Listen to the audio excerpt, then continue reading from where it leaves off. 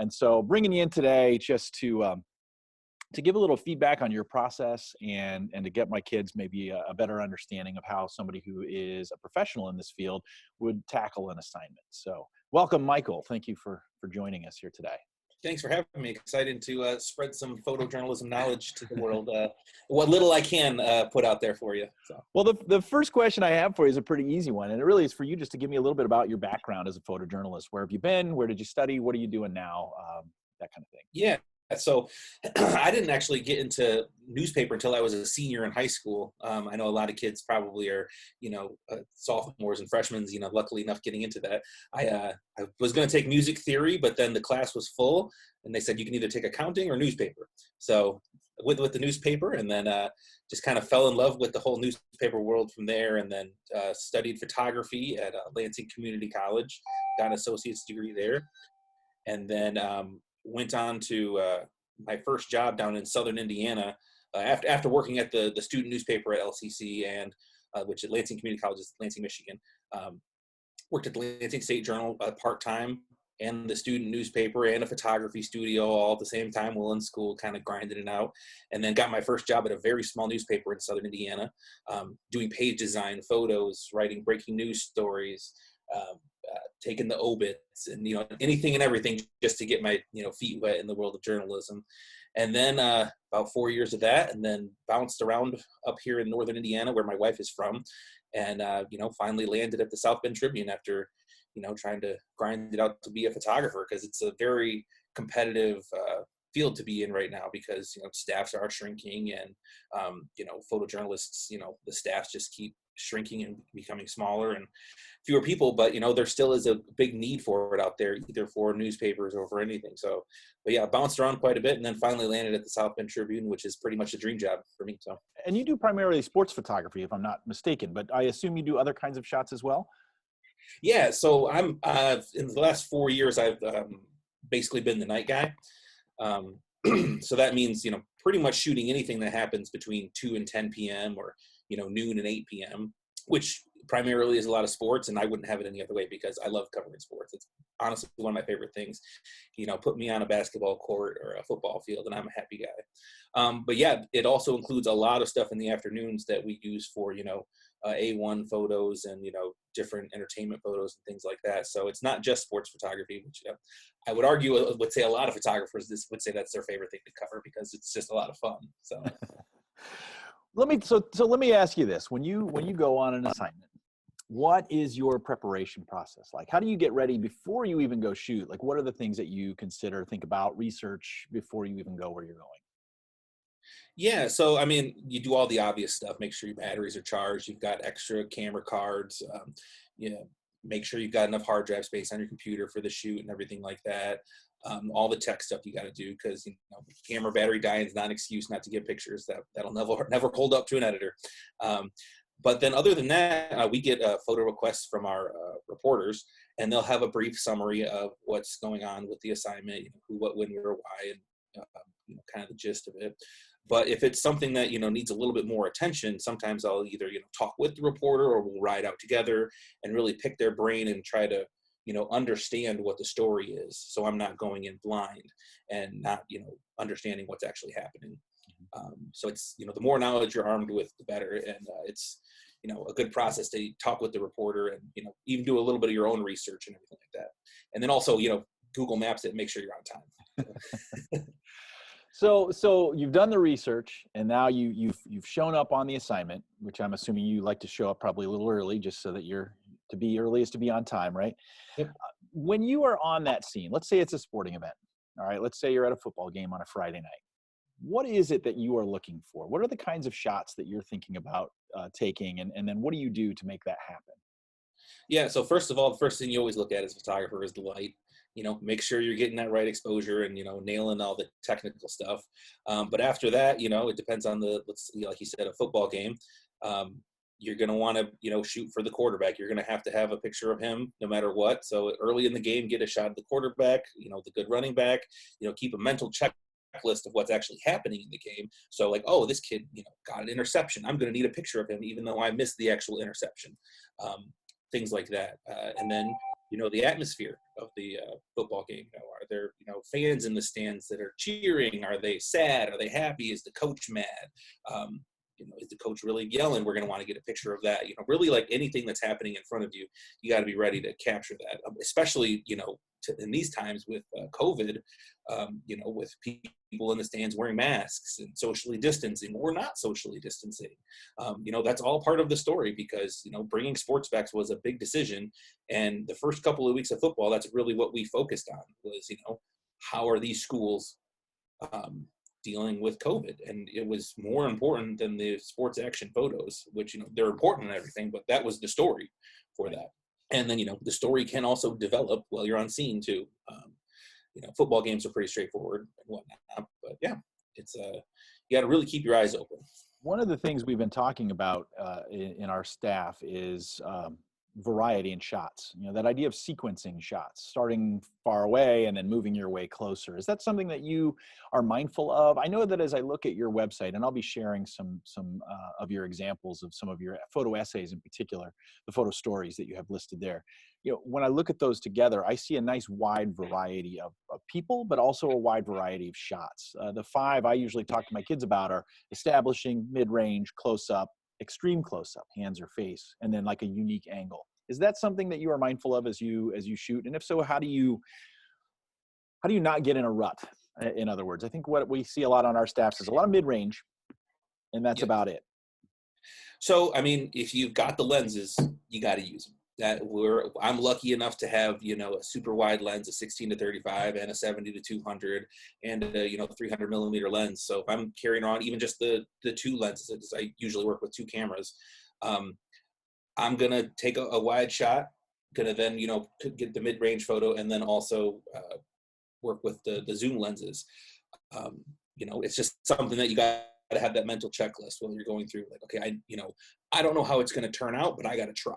I don't know what this close-up is going to turn into, but I really need to give it a shot, because it could help tell the story of this situation. And then, like you said, using a different angle is always important. That's part of the class that I teach at MIPA is all about just becoming a better photographer. And our assignments aren't based on, technical aspects. It's about, actually making a photo. So the first thing you got to focus on is finding the person's face. You got to have faces in the picture, and then, change your angle, get low, put your camera on the ground, shoot a really wide shot like that, put your camera, hold it up over your head, just, get experimental with that stuff.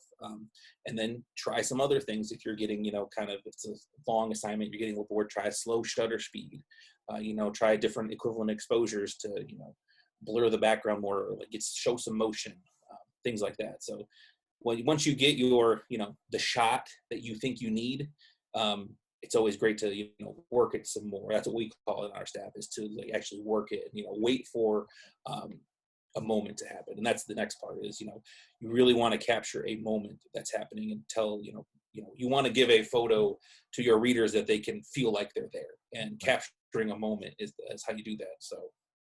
Well, on that note, like capturing the moment, you see that moment. My kind of a follow-up question a little bit would be, how many shots do you take on a typical assignment? Do you have a pretty heavy shutter finger, or are you more cautious? Oh yeah, I mean, it's the cameras we have are kind of like machine guns. So depending on the situation, though, I mean, like if it's a quiet situation with a couple of people, you're going to want to kind of rein that back in. But the more pictures you take, the more angles you're going to have, and the more opportunities you're going to have to catch that moment. So I'll usually, get the establishing shots and what I think I need, something that will get me by. And then once I start experimenting, I'll fiddle with, long exposures or, low angles for, 5 minutes a shot, and shoot 100, 200, just doing that. So on a typical assignment, I mean, kind of depends on what it is, but like a regular little news assignment, maybe 500 photos, a football game on a Friday night, if I shoot the whole game, 1,000, 1,500, wow, maybe 2,000. A Notre Dame football game, when I'm shooting with 3 cameras, we're getting into 3,000 pictures. I mean, just shooting as much as possible and capturing as many moments, because, you're there to capture the moment. You might as well be shooting, check Twitter every once in a while, but like photography, right? That's the beauty of digital photography, is that you don't have to keep changing film all the time, and it's cheap. You can just you get a big card in there and shoot to your heart's content. Exactly. Yeah. I mean, you're just going to wear out your shutter a little bit faster, but it's, it's definitely more affordable now than it was back in the day. But yeah, just shoot a ton. Well, I think that's one area where we probably could improve, is I think our kids do not necessarily take anywhere near that many shots when they're going to shoot. My question to you though would be, all right, you come home or you come back to the office and you've got 500, 1,000, 2,000 pictures. What is your editing process like? What do you look through on a first draft to know these are the pictures that I'm keeping, and then these are the pictures that I am not, to whittle that down to a manageable number? Yeah, so to touch on the not shooting enough photos real quick, I mean, shoot what you think you need, and then shoot 5 times more than that. You think you've got the picture, and then just keep on shooting. But the editing process, obviously upload the photos into the computer, and then really start just weeding out the out of focus photos, the experimental ones that didn't work, the ones where the person has a weird look on their face that doesn't help to tell the story. Get rid of all those ones. And basically what I'm doing is then going through and tagging the ones that I actually think might work. So I'm grabbing the in focus, the, ones that show faces, and ones I might like, and then going through them again with another fine tooth comb and being like, okay, well, this one shows the face, but this other one's a little bit better. Okay, I've got 2 pictures at this, mid-range, so I only really need to have 2, like one of them, kind of going back and forth on what to choose, and then in the end submitting, depending on the assignment, 5, 6, 8 photos of the 500. So from 500 or 3,000 or whatever it is, you have culled that down to a handful, really. Yep. So I mean, like a Notre Dame football game, 3,000 pictures turns into 50 good ones that go in, because we want to have some pictures of the people for file, but we really just want to put the really good ones out there for the day of game gallery. And then for news assignments, we don't need to leave the our page designers or editors with 30 photos to choose from. Right. We're the photographers. We know what we were there in this. We were there to experience it, and we know how to tell the story. So let's give them a very small selection to choose from. Well, I wanted to reiterate that a little bit, because I heard what you were saying there about, like, okay, I'm going to look through, and of course you said you're like a machine gun, so you've got 10 pictures of the same thing. So that's one thing. Like of 10, you might narrow that to just one, because you don't need 10 of the same one. So, yep. And then likewise, I have 100 mid-range shots of these same people. Like I narrow that down to one.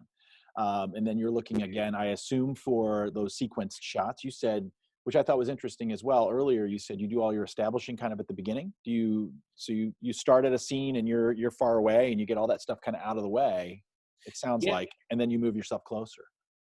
Yeah, and then you kind of work from wide to tight in your focal length, and then kind of go back to wide, and then go back to tight, switch it up, and keep on going back and forth with that. That's kind of the way that I like to do it. So. Do you get to communicate at all with the designers to help them? I mean, you say you narrow it down to, say, 5 or 6 photos, let's say, and they're putting it on the page. Do you get any kind of conversation or say in how that photo looks on the page?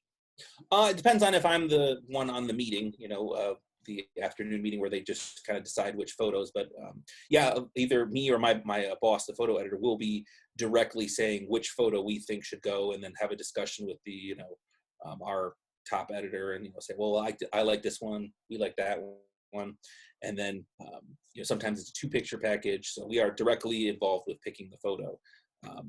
Do they still have to crop it a little bit, or do you have some say in that?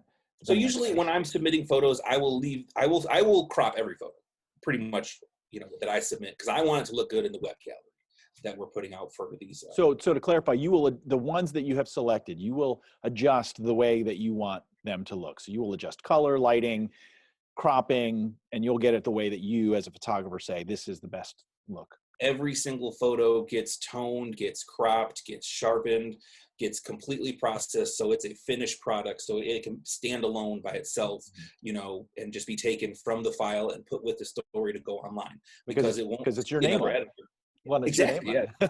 I mean, the online galleries are where a lot of the views come from. A lot of people see things online, and so if you're not toning or cropping your photos, you're putting out it's your name on it, like you said. And, every photo needs to be finished. That being said, when I'm submitting photos that I know are going to be for the front page, I might crop them just a hair looser than I would normally, so they have a little bit of leeway to get the 3 lines of the story below it and onto the front page. And I'm pretty flexible about that stuff. I'm not gonna, throw a fit if somebody, crops couple of lines out of a photo. If they crop somebody's head out, that'd be a different story. Have you ever been frustrated with the final look of one of your photos? Yeah, there's usually, one or two instances of that, but I mean, the designers we work with are so good, and they know, pretty much to leave the photos the way they are, and they can recognize a good photo when it's Right. needed. But if you're working on photo spreads and things like that, like for yearbooks and things like that, you should try to be involved in that process, because you're the photographer, you know what to look for, and you know what photo is going to tell the story. And if it goes from you to an editor, then to a designer, you're going to play the game of telephone and miss some lines there and everything. Yeah. So to be involved in that spread is important, especially at the high school level. How do you go about caption writing? What's your Um, process for gathering information for captions? every photo gets a caption. Everything that I submit has a caption embedded in the metadata. So, excuse me. Um, everybody that's in the photo got to have their name. So what is your process for doing that? Let's say you're at a football game. Well, let's say you're shooting. I don't know. There was a great event that you have a photo story for. It was looked like a track meet for people with special needs. Yeah, yeah. And you had such a good variety of shots, and I'll definitely be sharing those with my kids so they can look through those. But like, how do you carry a notebook with you? Do you record them? How do you get that information? So I used to carry a notebook until I got, the Notes app on my phone is my best friend. I've got hundreds of, maybe even thousands of notes with just random people's names in it. So what I'll do, depending on the situation, but like say a track meet like that, where there's no bib numbers, where I can't just have a sheet with people's names on it, I will, take pictures, and then really start the editing process on the back of the camera at that point. Say, okay, well, that was, not a great moment for that race. Oh, they hugged and embraced each other after this race. I'm going to use that picture, I think. So then I'm going to go, as soon as I know I'm going to use a picture, I go right up to those people and I say, hey, I'm with the South Bend Tribune. I got a great picture of you guys. Can I get your name to go with it? Get their name, their age, if they're children, and, hopefully where they're from for some assignments. So, and it's better to have more information than to sit down at the desk and say, oh, I wish I would have got their name. Because I've done that as well, too, shooting feature photos of somebody that's kind of far away, thinking, oh, man, if I had their name, this would be, even better. But, yeah, really work it and try to get as much information. But you're putting all that on your voice recorder. So well, on the Notes app, just on writing the Notes it down. app, but okay, you're writing it down, and then typing it in. Yeah, the other thing to do when you're getting people's names is to always spell the name back. Say, so it's, James, James, and yes. And then you said you're looking in the back of the camera, so that has a number on it. Are you then associating your note with that number so that you can match those up? Yeah. Usually that's what I'll do. Write down the number of it, or just keep a mental catalog of like, okay, that was these first people that I shot, and kind of keep it in order, and then the order of names you get will sequence up with the order of photos in at least one of your cameras. So let me ask you this: so you've been doing this a long time. You practice makes perfect. So but you said you didn't start till you were a senior in high school. And by the way, much better choice than accounting. Nothing against accounting, but much more exciting. My question would be to new or young student photographers who may feel a little awkward, may feel a little bit nervous about going to shoot, and maybe they're mentally aware that I need to get this variety of shots, but they're sort of stuck sort of where they are. What advice would you give them? What are some things that you do to sort of get out of your comfort zone? What have you noticed, I guess, about your time as a photographer that maybe is an unfounded worry for some of these kids? Well, I'll say to them that it gets easier. It really does. I think that, experiencing rejection kind of helps you get over that. One thing that I did in college when I really got into photography, we had this weekly feature where we had to go stand in the hallway and stop random people and ask them a question and take their picture to put it on the front page, like, what do you think about the cafeteria or whatever? And I would just stop, 50 people, let's say, and I'd be like, hey, I'm with the Lansing newspaper, can we ask you a question? They're like, do you have a newspaper? What? Don't talk to me. So experiencing all that rejection, really just, it hurts to the core, but then it does get a little bit easier, when you're doing, especially the man in the street stuff. But when you're in a, general news situation and you're feeling timid about taking pictures, just try, and I think that, some of that fear and awkwardness might come from, how the other people are responding to you in the room. Like, oh, wow, there's a photographer here. Everybody kind of sits up straight, or either like, mugging for the camera. One thing that I've learned that is, if you are in a situation for longer, people get more comfortable with you. So say you're in a classroom trying to do a profile on a teacher, if you just go in for 2 minutes and snap 2 pictures and run out, it's going to feel really posed and tight. But if you actually spend some time and hang out there and, maybe get to know the people and talk to them, not just think of it as, I'm the photographer, you're the subject, I need to take a picture of you. But if you really get to know them and get a feel of the situation, their guard comes down, and then your guard comes down.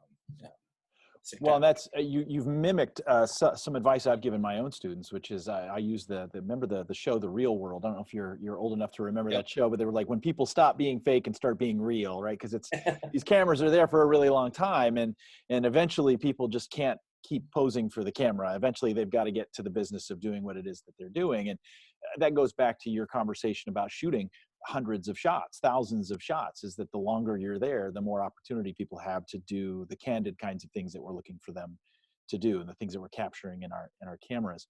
The other advice, and I would ask you from your experience if this is true, is that I feel like in a lot of situations, photographers are sort of expected to be there. I think of a football game on a Friday night, or a dress rehearsal for a performance, and kids are afraid maybe when we do a convocation in the gymnasium, like to go down on the floor and take pictures, because I think they have this sort of thought, oh, everyone's looking at me. But my contention is that no, they're looking at the things, and then they see a photographer and they just think that's just part of the experience. Is that been your experience as you shoot? Yeah, and I have a funny habit of when I go to a basketball game, for some reason, I'm always standing directly in front of the flag right before the national anthem. So everybody is looking at me for a second there. But yeah, I mean, you're expected to be there, you're basically at work, and you're capturing the moments. So, one piece of advice would be to, show up early to an event and talk to who's in charge and say, where are people going to go? What are they going to do? When, like the graduation or something like that, and ask them, okay, where is a good place for me to be?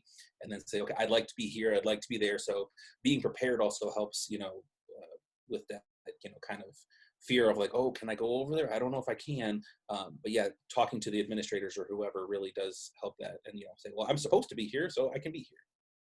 You mentioned earlier, I'm kind of bouncing around here, but you mentioned earlier your equipment, the equipment you bring. You said you have a couple of good lenses. We here on the Highlight staff have some decent cameras kids can check out, some Canon 70Ds, and then we do have a 70 to 200 millimeter lens that they can check out for sporting events. But what if you're in a situation where you don't have that equipment? What if all you have is your smartphone? Like, how do you still get variety in that sequencing when all you have at your disposal is that device in your hand? Like, can you still get good photos that way? And if so, what would your advice be?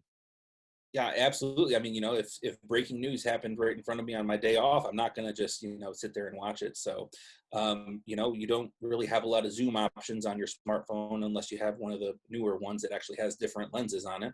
So, your zoom become, you don't want to use that digital zoom too much. Zooming in with the digital is not good. It's just cropping. That's all it is. So what you need to do is use your feet for your zoom.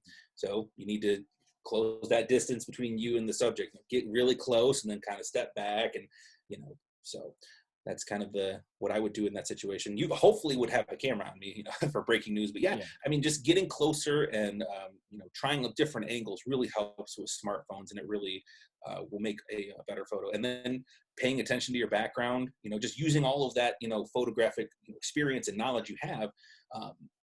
Just because you have a smartphone in your hand doesn't mean you're not a photographer.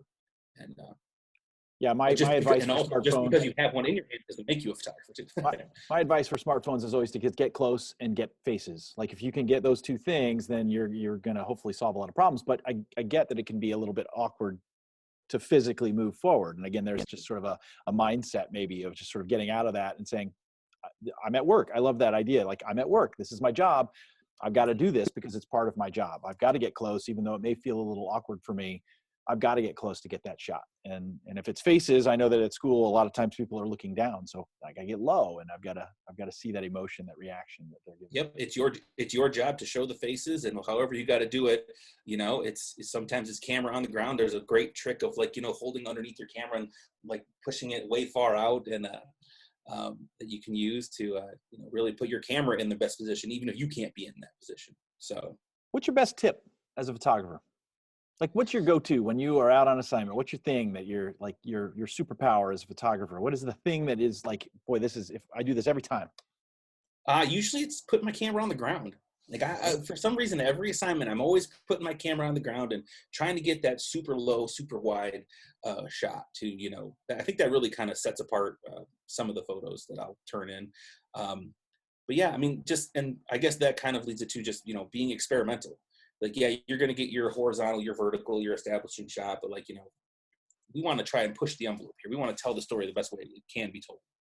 So try your, just be experimental with your shutter speed, your angle especially makes a big difference.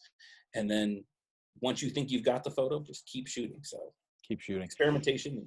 What's the favorite thing you've ever shot? Oh, there's a lot of good things. We ended up covering the Kentucky Derby a couple of times when I worked down in Southern Indiana. That was pretty cool.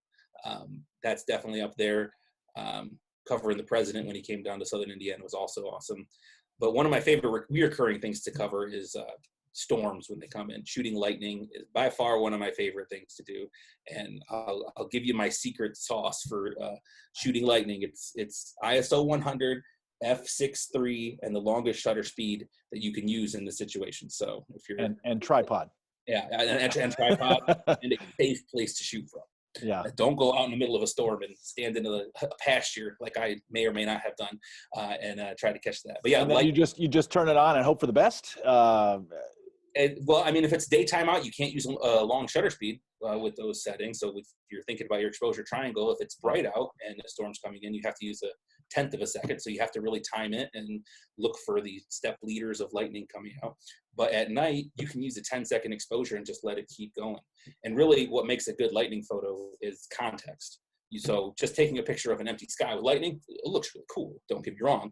But you want to show your city, your school, I was actually at Carmel High School one time a couple years ago, and the game got delayed because we were covering Penn High School, I think it was.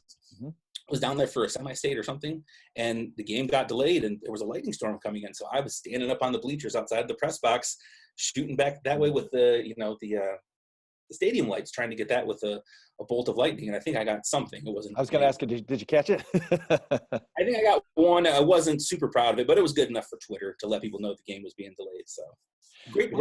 This has been awesome, and I'm really excited to share this with my kids. My final question is really, is there anything I haven't asked that you think any of our photojournalists should know? Have fun with it. I mean, I honestly think that being a photojournalist is by far one of the funnest things you can do.